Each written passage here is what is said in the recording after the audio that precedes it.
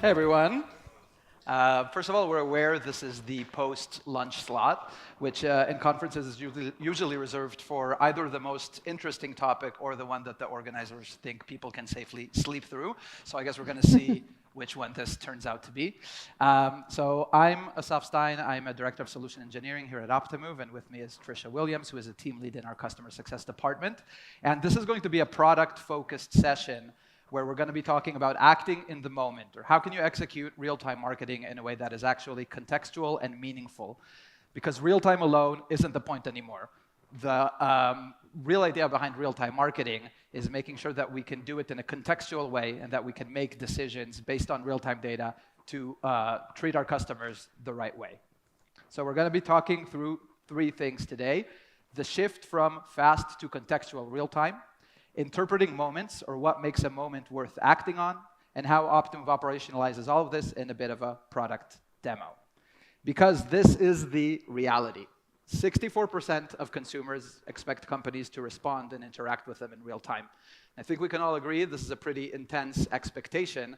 However, the punchline here is that this stat is from 2016. So if this was the way customers felt a decade ago, imagine how they feel today in a world of instant everything. Today, 35% of consumers will abandon a brand that doesn't engage with them directly in real time. So yes, real time is important. I think we can all agree. I would even go a step further and say that today, real time has become table stakes. Right? There is no marketing platform that doesn't offer real-time marketing. Now, once it became table stakes, it became almost like a marketing buzzword, right? It's like saying that we're customer-centric. But real-time marketing is something that's very hard to evaluate. It's very hard to measure. And because it's so hard to measure, vendors tend to latch on to anything that is measurable, like how fast they can respond to a real-time event. This vendor can do it in 50 milliseconds, and this vendor can do it in 20 milliseconds. But the reality is that the customer does not feel any of this, right? The customer doesn't feel the difference between 300 milliseconds and 30 milliseconds. What the customer feel was this message relevant? Was it contextual? Was it smart? Or was this message just noise? We got two versions of that slide. Great. So the idea here is that the myth that fast equals relevant is just a myth, right? It doesn't mean that fast necessarily isn't relevant, but if you're just focusing on being fast and you're not thinking about context, then you might just be creating noise. Change in customer behavior in real time, a real-time event, that is just a signal at the end of the day. It becomes a moment that we want to act on, only when we combine that with deep understanding of the customer and all of their context, so who they are, what are their preferences, what are their behavior frequencies like, what else are they eligible for at this point in time. All of that together with the real-time signal is what creates the moment. So adapting this type of approach is going to take you from a reactive real-time state of mind where an event just triggers a campaign, to a more contextual real-time perspective where an event feeds into customer state and history and fuels smart decisioning, which is what is, at the end of the day, fuels smart orchestration, which is what we're all trying to achieve. So it's not just about what happened, it's about what happened and who it happened to, plus all of their history. I'm going to hand it over to Tricia now. Before we go into the product, we're going to walk through kind of a high-level overview that's hopefully a bit more tangible of how the same real-time signal, the same customer event can result in very different experiences for different customers based on their context. Thanks, Asaf. So now let's look at an example. The example we're going to use today is deposit abandonment. So all three of these customers just experienced the exact same event, and a purely reactive approach to that would say, yep, all these customers just abandoned their deposit, let's send them the same message. But this concept of contextual real-time shows that we should treat all of these customers as their own, and we can go ahead and walk through that one by one. So if we start with Sam, Sam typically deposits weekly, but his last deposit was now 1 month ago. So at this point, he's missed roughly 4 deposit cycles. Now he's at a high churn risk because he's deviated from his normal behavior, but he's also high lifetime value. So this is no longer just a moment in time, your typical deposit abandonment. This is a true moment that we want to act on so we can save a customer with high lifetime value. Sorry, Tricia, I just want to clarify because we had a name change apparently. We were talking about Nate. Oh, we're talking great. about Nate, Andrea, and Emily. Okay, we're gonna go with different names. Yeah. But then let's talk about Andrea next. That works too. Andrea typically deposits weekly. Her last deposit was yesterday. Not similar to Nate, Andrea has not deviated from her normal cycle yet. She's still operating as she normally does. She's also high lifetime value, but she's only a medium churn risk because she's doing her same behavior. So this might be a moment, but it's a little bit more nuanced than it was with Sam. We might not necessarily need to send her a promotion at this time. She might just need a nudge or a more general message. Lastly, we have Emily. Emily typically deposits weekly. Her last deposit was yesterday as well, but where she differs here from Andrea is that her lifetime value is low and her percent to churn is low. So if we were to treat Emily the same way we treat Nate/Sam, then we are likely just wasting promo dollars at that point and wasting budget. So this context is really what helps us differentiate these customers and ultimately create a better experience for both them and your business. Great. Next, we are going to actually jump into the platform. We'll be doing a live demo flow for you all. So we're going to break this down into 3 sections. First section is going to be focused on real-time segmentation. So this is the customer state plus their historical data. As we know, these real-time events don't just trigger messages. They are continuously refreshing segmentation and eligibility as this customer state changes. So we'll talk about some real-time attributes there as well. Next, we are going to jump into the actual real-time logic, which is within our stream builder. We'll also discuss some real-time event-based operators and formulas that we can add to make our triggered messages even more personalized. And then we'll end at our last mile personalization, which is obviously the message that the customer is receiving, which is ultimately the most important part here. So we'll talk about content personalization, promo calculations, as well as real-time product recommendations that are all updated in real time. So let's go ahead and do that. Excellent. So what you're seeing here is the Customer Explorer. Hopefully this should look relatively familiar for those Optimove users in the room. This is where you build your customer audiences as well as understand your customer data. But one note before we go deeper into the real-time segment here is there's likely 3 realities that might exist for those Optimove customers in the room.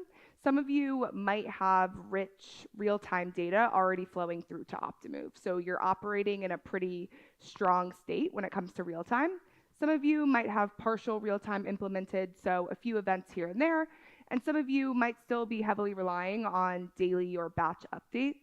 All of that is fine. We're just going to show you the model and the value of how it works, and then you'll be able to map that back to whatever your reality is.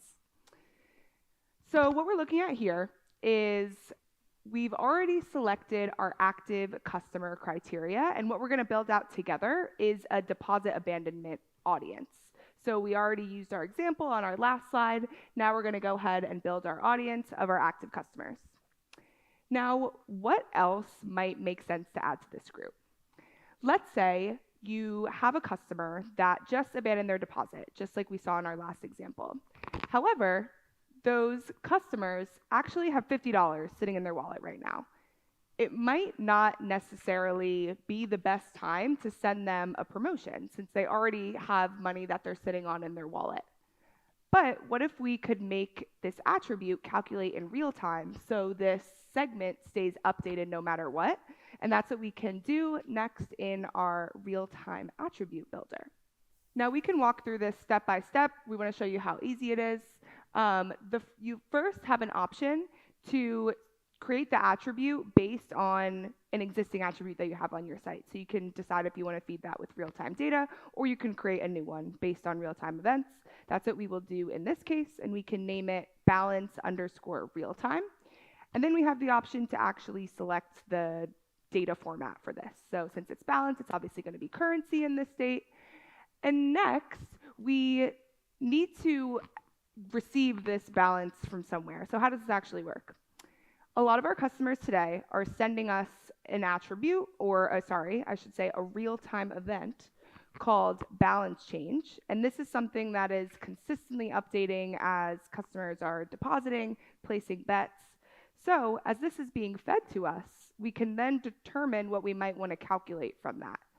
So for balance change, we'll likely want to take the latest value of whatever that balance change is, but counts like that's selected now might make sense if we're wondering how many times something happened. So number of deposits, number of purchases, number of bets. Some might make sense if we're looking for the total, so total deposit value in real time. But for this example, we'll take the latest value, and then as a part of that balance change event that's being live streamed to us, we're also receiving a parameter under there that's called current balance, and that's what we can go ahead and return as the value, and that should be it in terms of structure. So hopefully that made sense and was pretty simple. Now let's put that into practice and actually add this to our current segment. So what we can do is select this balance real-time attribute that's now updating consistently as we receive these events. And let's say we only want to target our customers that have a balance of less than $10. That's going to be the only group that's now eligible for this promotion that we're sending out. Everything we just saw in the real-time attribute builder was fueled off real-time events. I also want to talk about web and app activity, which is another segmentation criteria within the Customer Explorer. As we scroll through our list of activities, this is going to include every single real-time event that is being sent over to Optimove. So these are all those raw events. We can see logins, page visits, deposits, other transactional values. So something that might make sense to add to an audience is only targeting customers that have or have not had a login in a single day. For this example, doesn't necessarily make sense. We don't need it. But just want to show you that aside from using the real-time attribute builder to actually aggregate and calculate attributes, you also have the ability to segment off those raw values that are coming into us via web and app activity. One last note on this section. As you know, hopefully, a big part of what Optimove does today is orchestration and decisioning. So while we are consistently updating our eligibility criteria, we are also consistently updating what customers are going to be targeted with next. So all of these real-time decisions are feeding into that. Shai spoke about this a little bit, this AI decisioning concept in his keynote earlier. This plays right into that, so just want to mention that as well as we talk about this real-time segmentation. It's not just about the actual audiences, it's about the eligibility and orchestration that's consistently happening. So, all of that being said, that should now round out our real-time segmentation section, and I will hand it over to Asaf to walk us through our real-time logic. Thank you, Tricia. So we saw how the segment gets updated based on historical contextual data, as well as real-time signals feeding into that segment, keeping it fresh throughout the day. Now we're going to talk about some real-time logic capabilities. So we are now in the stream builder in Optimove. For those of you who are not familiar, this is Optimove's journey builder. We can see all the different channels that we can utilize on the right-hand side here. And this is going to allow us to build a multi-step, multi-channel journey or workflow that's all leading kind of towards the same goal, the same KPI. In this case, because this is our deposit abandonment journey or workflow, that KPI is going to be an increase in the number of deposits that are being made. Now, just to refer back to Shai's product keynote earlier, this is not going to be one of those long automations from hell, but just a simple workflow that includes multiple touch points for this specific scenario. So we're going to start at the very beginning of the journey, and you can see that, yes, this is a deposit abandonment flow, and we can see the deposit abandonment trigger there, but even before that, we're selecting the entry criteria to the journey. This is where we can utilize the target groups and the segments that we just built as an initial foundational audience, initial foundational context for this journey to begin with. So Tricia went ahead and selected the deposit abandonment group that we just created, so all of our active customers that have a relatively low amount in their balance. Now, the actual journey starts with the deposit abandonment trigger, which we can see right here in the middle. Now, what is that abandonment trigger and how is it defined? This is what we call an Optimove and uncompleted sequence. Basically, the uncompleted sequence mechanism, it's a real-time logic mechanism that you can use to build these different flows. An uncompleted sequence always starts with an initial event. That kind of starts the timer. And then we are waiting for another event to happen. In this scenario, with deposit abandonment, the initial event is going to be the deposit process starting, someone going on to the deposit page and starting that entire deposit process. This could be bet slip abandonment, it could be card abandonment in a retail example, and we're always going to have that initial event, and we're going to wait for a deposit to be made, a purchase to happen within this specific time period. Here it's defined for 60 minutes, but this can easily be anything up to a few days. So we can create these flows directly in the platform, and we can utilize them for different types of use cases and scenarios. You can create as many of these as you'd like. So that's a little bit about the logic behind the abandonment flow. Let's jump back into the stream builder and go to the next step.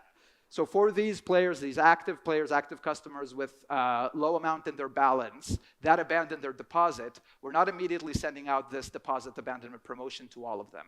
We're starting to layer in different elements of context here directly within this flow, and we're starting with something that is called churn factor.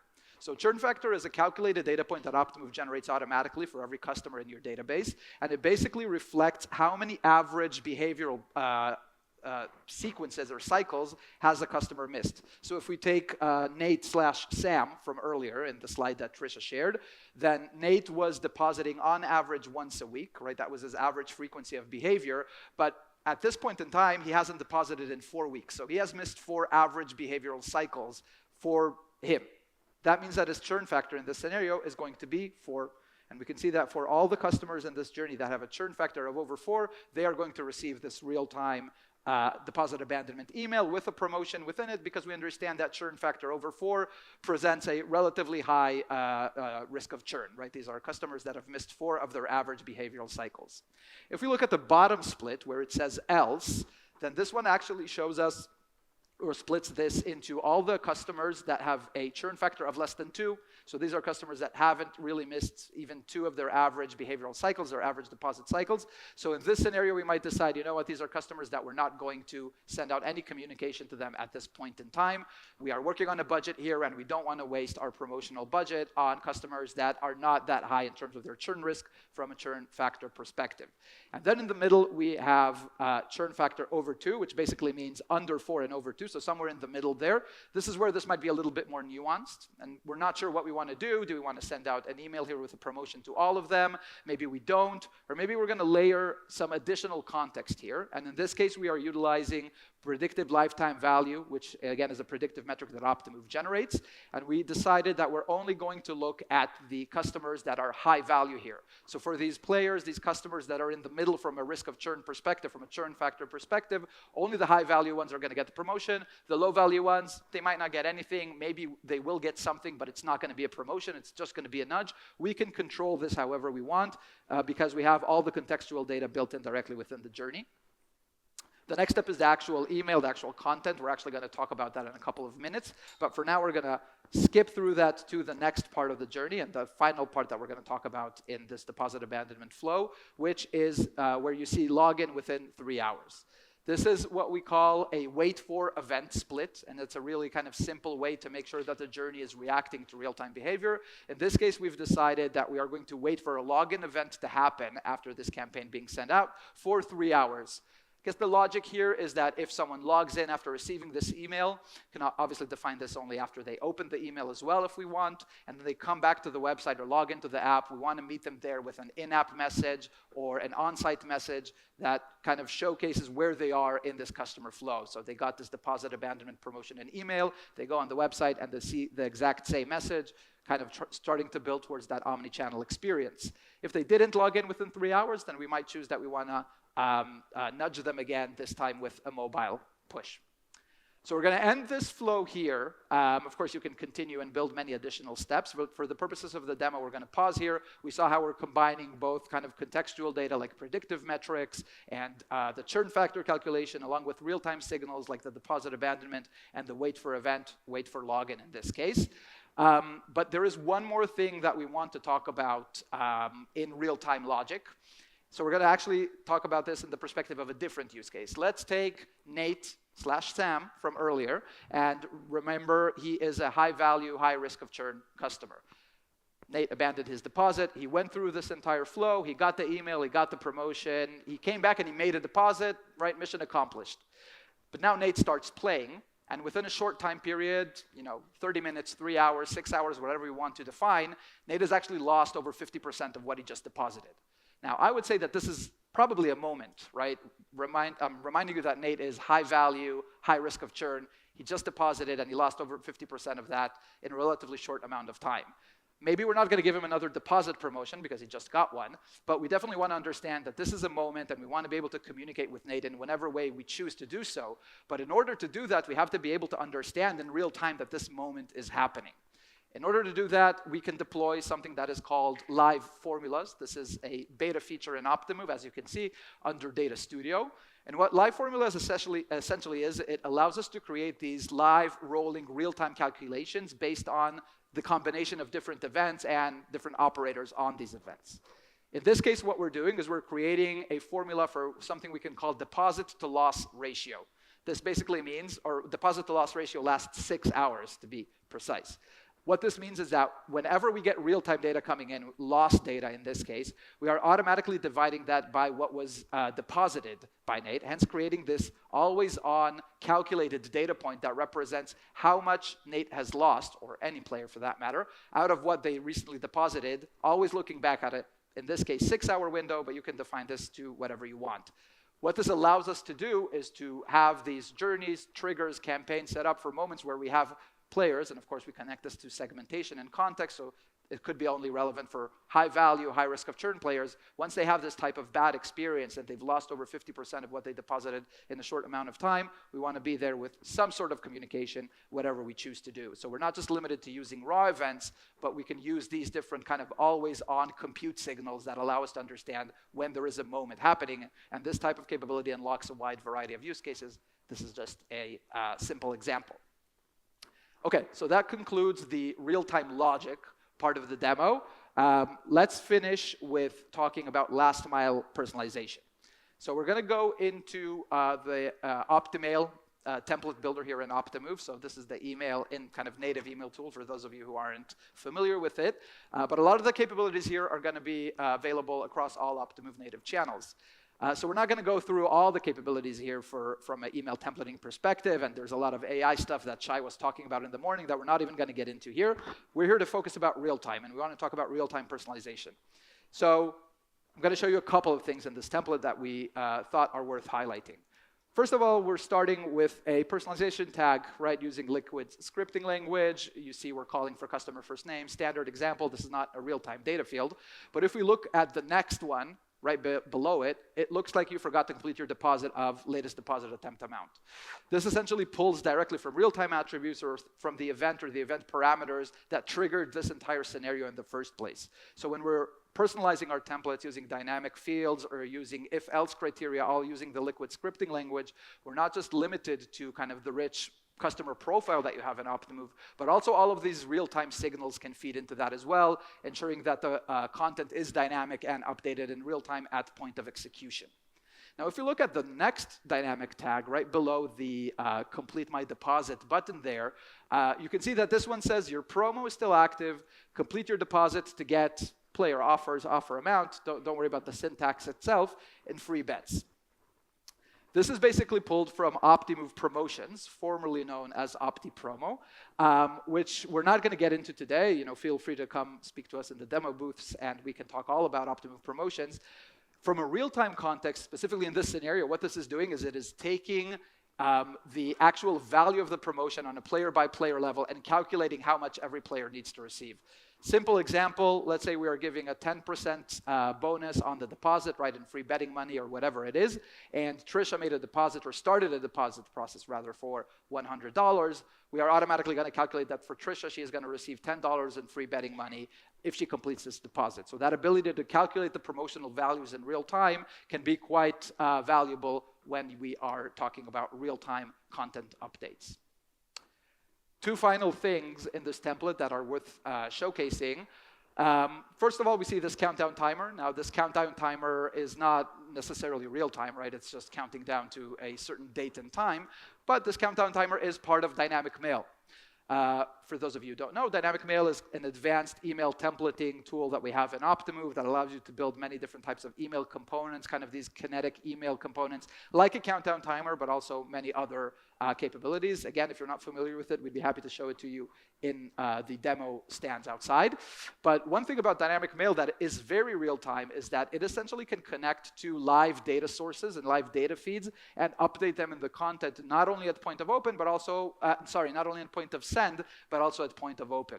So for example, usually you would use this if you want to show updated balance or if you want to show updated loyalty points and you don't want this to be static at the point that the email was sent. You can connect this to a live data source and make sure that this is updating in real time or at least near real time towards point of open. Final part of the template that is relevant to highlight from a real-time perspective are product recommendations. These are fed by Optimove Personalize, formerly known as OptiX. We've done a lot of rebranding recently. So these OptiX or Optimove Personalized Recommendation Models, again, for those of you who don't know, it's our product recommendation solution. You can choose from a wide variety of recommendation algorithms and customize them to support a wide variety of use cases. And these product recommendations are real-time as well. So if you're building something that is based on recently played games, if we're building something that needs to be inventory or stock aware, all of this is relevant for these recommendation models because they are always utilizing real-time data. So that kind of covers the last mile content personalization part of it. Just to wrap up what we saw in the demo, we saw how for segmentation, we're using the combination of deep contextual and historical data along with real-time signals in the form of raw events or calculated attributes to make sure that segmentation is always relevant throughout the day. And this is even more important, again, connecting this to Shai's announcement earlier today, where Optimove is doing decisioning throughout the day. Having segments that are using real-time data really gets an entire additional value when you take that into mind. Then we took that into the journey builder and we saw how we're utilizing a combination of, again, that same historical contextual data along with real-time signal to create this multi-step customer workflow leading towards a specific goal or specific KPI. We saw how we can use live formulas to create these rolling, live, updated, real-time calculations that allow us to identify moments as they happen. And we saw how in content, we are using those same data sets to make sure that it is as updated and as real-time as the decisions that we made in every other step of the way. Great. Now I'm going to hand it back to Tricia. We're going to go back to the slides, and we will wrap up with a few takeaways. Excellent. Okay, so that was a lot of information, but if we zoom out, the shift here is simple.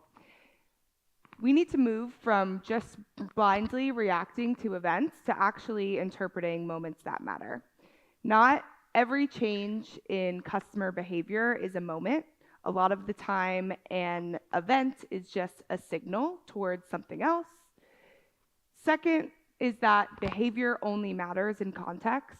So like we saw with a behavior that might be routine or something that's significant, that is really what matters and fuels this context.